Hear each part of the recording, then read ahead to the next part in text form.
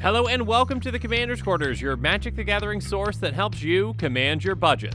This show and episodes like this one are possible thanks to viewers like you. If you're looking for an easy way to help support this show, make sure that you like, share, and subscribe. Also, hit that bell notification icon so you don't miss any new episodes. You can also go check out our playmats and other merchandise at thecommandersquarters.com. We also have a ton of brand new t-shirt designs in stock, so make sure you check out those as well.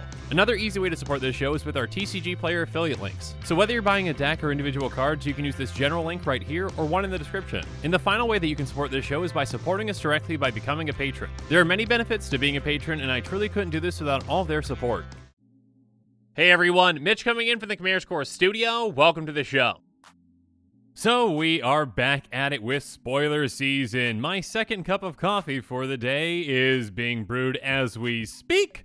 And I might need a third at some point. Regardless, aside from the number of cups of coffee that I'm going to be drinking today, there are other exciting things going on, like a brand new Urabrask with Urabrask Heretic Praetor. That's right, the Phyrexians are back at it, and Urabrask is in Streets of New Capenna. So to see what this new Urabrask does, make sure you check that episode out. But not before you stay tuned to this episode, which is on, this little Grixis commander that, may or may not be, kind of powerful. So, just to find out how broken this commander is, first up, make sure that if I make any mistakes on this episode, that you blame Eddie, because that is always very important. It is never my fault. It is always Eddie's. With that said, now let's jump into it.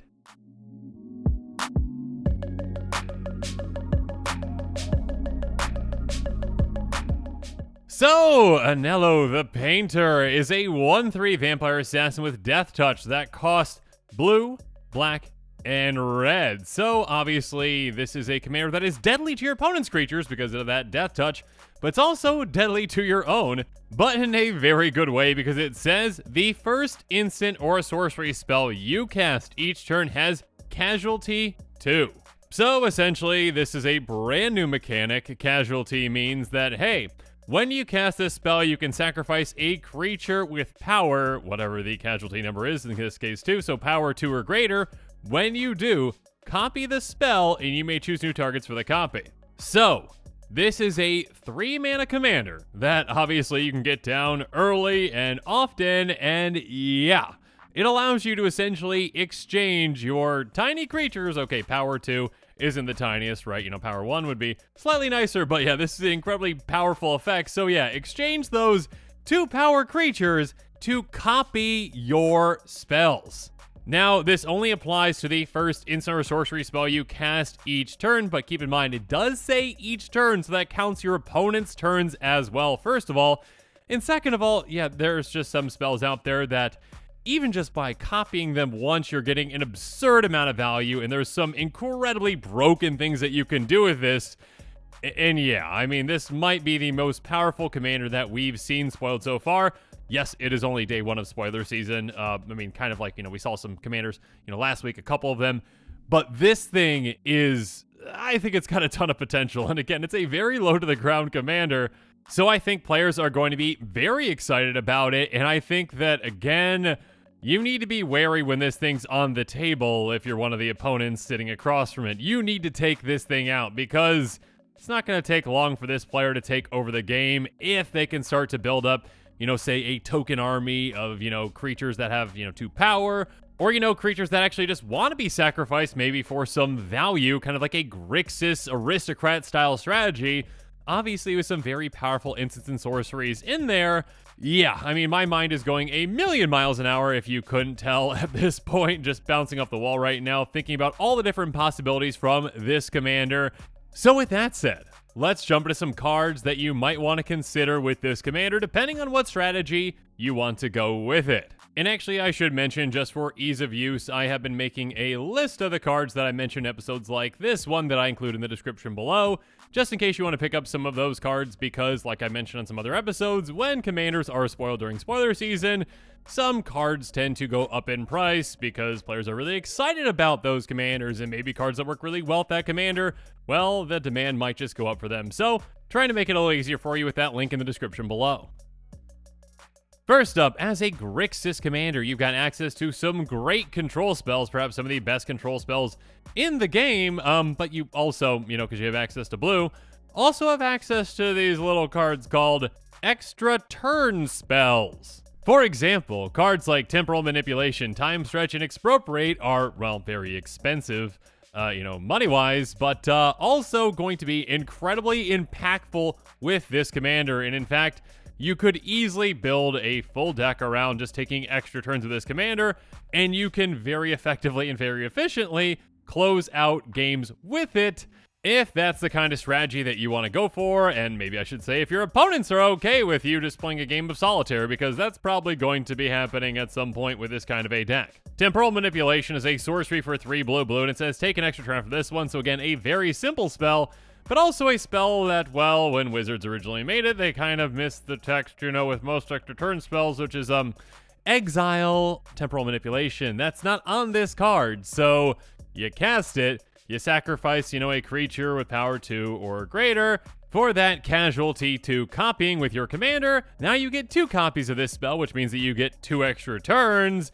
Obviously, in that time, you can get, another creature in a play that's got 2 power, or maybe you've got a way to make tokens have 2 power. We'll talk about some fantastic ways here in a bit. Regardless, you get 2 extra turns, and that's probably enough time to either go find another extra turn spell, or again, because this doesn't exile, a way to just recur this, get it back to your hand, and then cast it again, and then copy it again, and guess what? You get 2 more extra turns. And speaking of 2 extra turns, how about Time Stretch, which says target player takes 2 extra turns after this one? Well, here's some news for you. I'm going to be casting this and targeting myself with it, so I'll take 2 extra turns, and actually, let's just make that 4. Again, by just sacrificing a simple creature that has 2 power. That's all you have to do.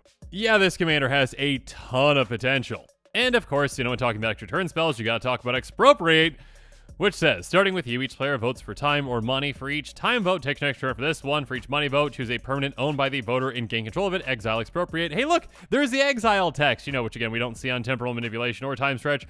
But again, if you cast Expropriate, typically, even if this is exile, that really doesn't matter. You probably already win, especially again with this commander where it's like, hey, you know what's worse for you than 1 Expropriate? 2 Expropriates. Because even if all of your opponents arguably make the right call each time, which again is usually picking money so that that player steals a permanent from them instead of getting an extra turn, which is absurd, you still are going to get 2 extra turns because of the copies, and now you get to steal 6 things. Yeah, your opponents have absolutely no chance when that happens. And again, especially if you've got an extra turns deck that's built around this commander, you're going to have more extra turn spells to cast, so you've got plenty of ways to win from there. Now, next up, of course, outside of extra turn spells, and actually just let's say outside of blue spells for now because, well, that was enough blue spells for a while. Let's talk about some other fantastically powerful, large spells that you're going to want to copy with this commander with cards like Brass's Bounty, one of my personal favorites, Worst Fears, and Army of the Damned. Brass's Bounty says for each land you control, create a treasure token. So yeah, this can make you a ton of treasure tokens, essentially just generating you a lot of temporary mana that you can utilize whenever you want to. And that is going to be well worth sacrificing a simple 2/2 creature to copy this spell to get twice as many treasures, help you cast even more spells. Next up, though, of course, I've got to highlight Worst Fears, a sorcery for 7 and a black that says you control target player during that player's next turn, exile Worst Fears. So it's kind of like an extra turn spell in a way, but instead of you actually taking an extra turn with your stuff, you get a turn with an opponent's stuff. So you get to play their turn out and make all the misplays for them to your heart's content. Use all the spells in their hand to demolish all their own things, swing into unfavorable situations, smack your other opponents with their creatures, and again, with this commander, just sacrifice, a creature 2 power and do it on another player as well. That is most definitely a fun experience, well, for you at least, especially, in a multiplayer game like Commander where you've got 4 players in total, having 3 of the turns during that entire go-around where you're playing for yourself and 2 other players is going to be really fun for you.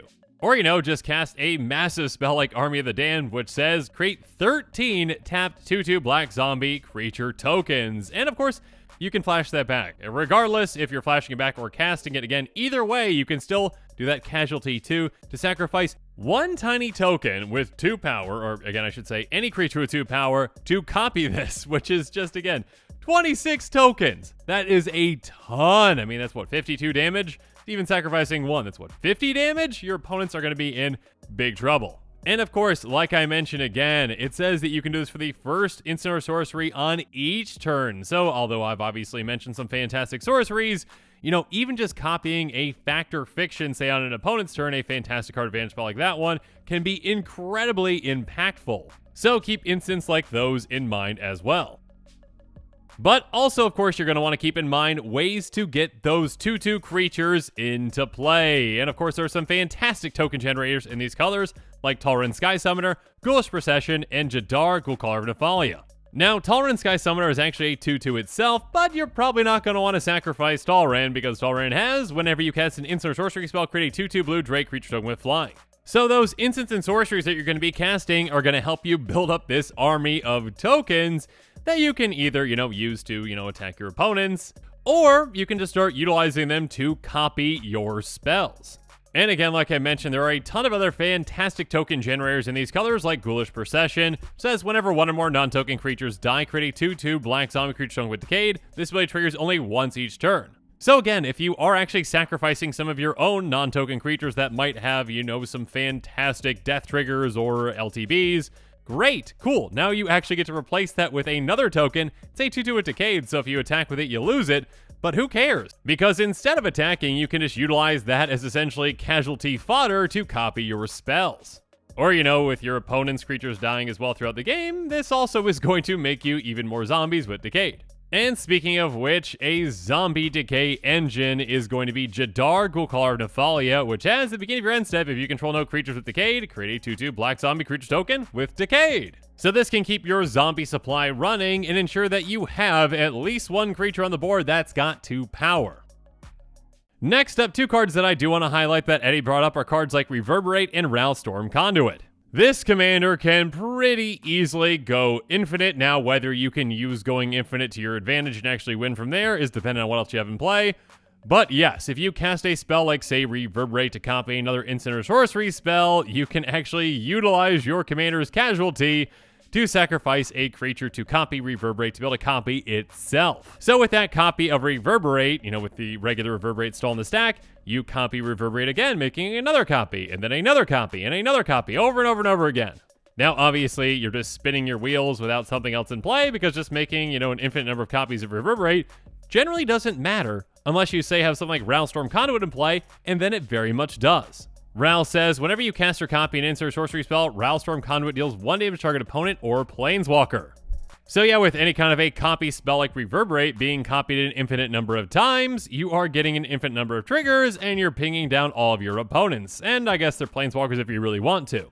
Now, of course, this kind of copy combo also works with, any kind of a Magecraft trigger as well, such as the one on Stormkiln Artist. Stormkiln Artist is going to get +1/+0 for each artifact you control, and of course, it's got Magecraft. Whenever you cast or copy an instant or sorcery spell, create a treasure token.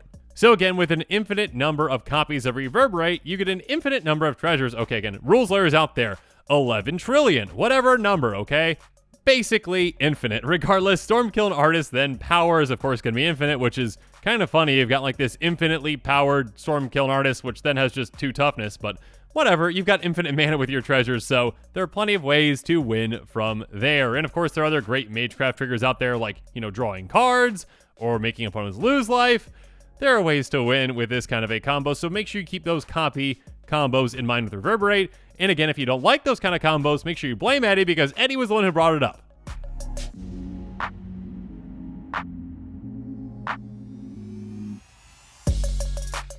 Now, obviously, this brand new commander makes a fantastic commander, but of course it is also great in the 99 of a good amount of decks out there as well, and a commander that might want to consider it is a commander like Kess Dissident Mage.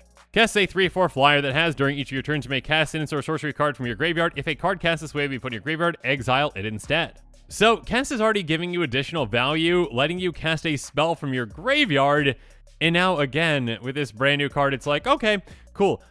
We've got this additional value of this spell we just recast from our graveyard, and yeah, let's copy it for even more value. Yeah, sacrificing something with 2 power is going to be well worth that effect, especially with some of the big broken spells you can do with Kess.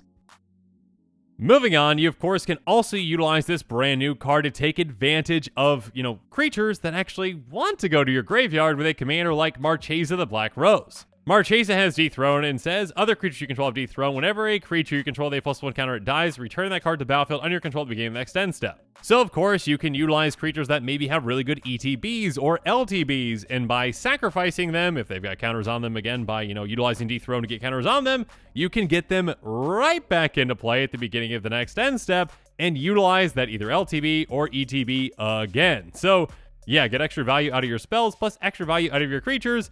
Seems like a lot of fun.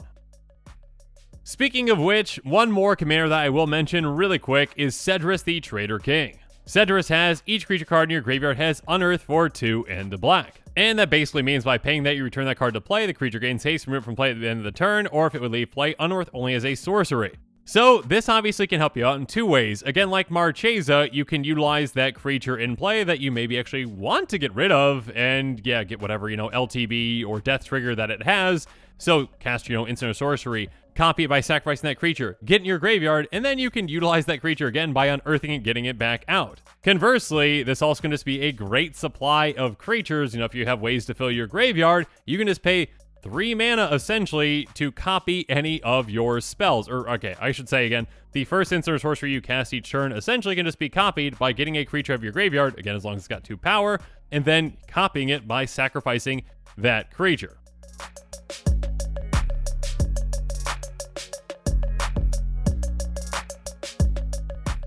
But yeah, now as this episode is coming to a close, it's time for me to give you my final thoughts on Anhelo the Painter. Yeah, this thing is very powerful. Again, it is a extremely low to the ground commander that is very deadly. I mean, deadly to your opponent's creatures, obviously that death touch, but more importantly, deadly to your own creatures, allowing you to essentially utilize your creatures, again, some creatures they actually even might want to sacrifice for some pretty fantastic effects, doubling up on your first instant or sorcery you cast each turn. So again, you can utilize card advantage spells in very effective ways. Again, factor fixture on an opponent's turn, sacrifice a creature, double that up, and get twice as much value. And of course, with those massive spells like, Worst Fears, Brass's Bounty, all those kinds of spells, Army of the Damned that makes a ton of tokens, or, of course, again, if you want to go in the extra turns direction, or if your playgroup's okay with that, then yes, extra turn spells as well. This commander, I think, has a ton of potential, potentially the most potential out of all the potential commanders that we will potentially see. Yeah, I need more coffee. Or actually, maybe I need less coffee. I don't know. Blame Eddie. And with that, the show is coming to a close, so it's my turn to hear from you. So in the comments below, let me know your thoughts on this episode are, and as always, thanks again and have a good one.